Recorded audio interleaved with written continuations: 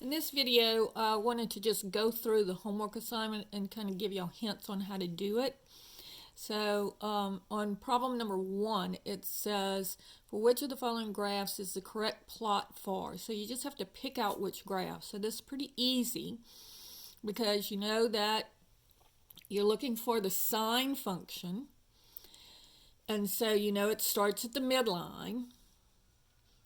And then the amplitude has to be 2.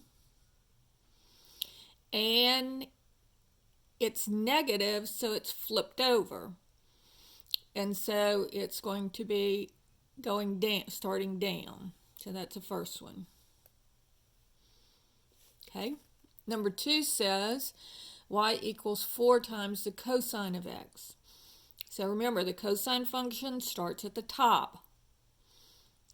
And then the amplitude has to be 4. Now on this one, they're just asking for the amplitude and the period. So the amplitude, you can just read it off. And then remember the period, you make the stuff in the parentheses equal to 2 pi, because that's a normal period for the sine function. Problem number 4 is the same thing. So you can just read off the amplitude, and then the period, you compare what's in the parentheses to 2 pi. You make it equal to 2 pi and solve for x. All right, problem number 5, same thing, just asking for the amplitude and the period. And remember, the amplitude is always positive, and so it's not going to be negative, it'll be positive. And then again, you set what's in the parentheses equal to 2 pi. Okay, question 6, same thing, except for here you have a phase shift.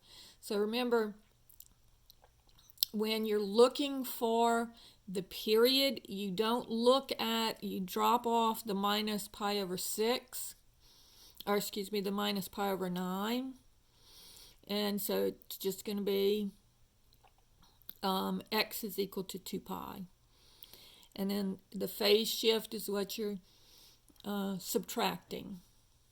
Okay, same thing for problem number 7. They're looking for the phase shift.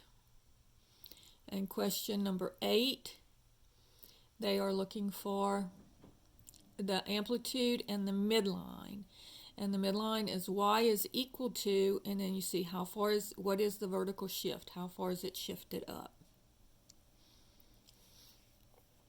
All right, on this one, you have everything. So the amplitude you can just read off, and the midline you can just read off. So that's the top answer and the bottom answer.